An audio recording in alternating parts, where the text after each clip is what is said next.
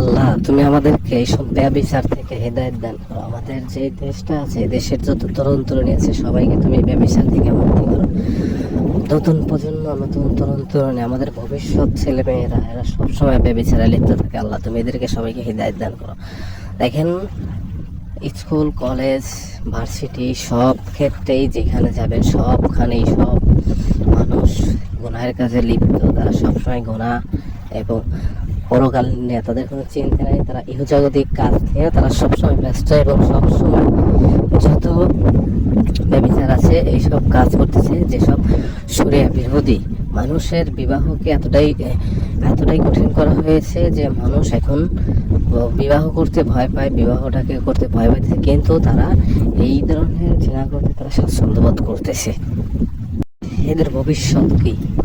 এদের ভবিষ্যৎ কোনো প্ল্যান নাই, এরা ভবিষ্যৎ চেনে না, কোনো কিছু চেনে না।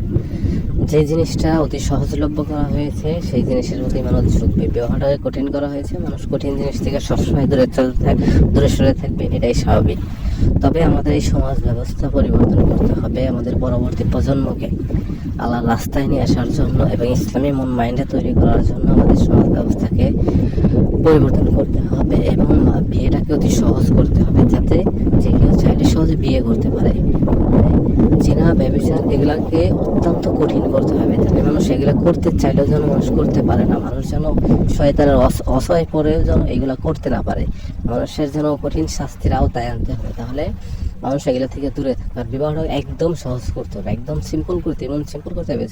যে কেউ চাইলে, যদি মনে চায় আমি এখন বিয়ে করবো, সে যেন চাইলে বিয়ে করতে পারে। এত কঠিনভাবে এটাকে মানুষ সমাজে উপস্থাপনা করা হয়েছে যে মানুষ মনে করে এটা এতটাই কঠিন জিনিস যে মানুষ প্রতিষ্ঠিত হতে হবে, অনেক কিছু, অনেক রিকোয়ারমেন্ট দেওয়া হয়। এত রিকোয়ারমেন্ট অনুযায়ী কেউ এসব কাজ করবে না। তো সব ভালো থাকবেন, ধন্যবাদ সবাইকে।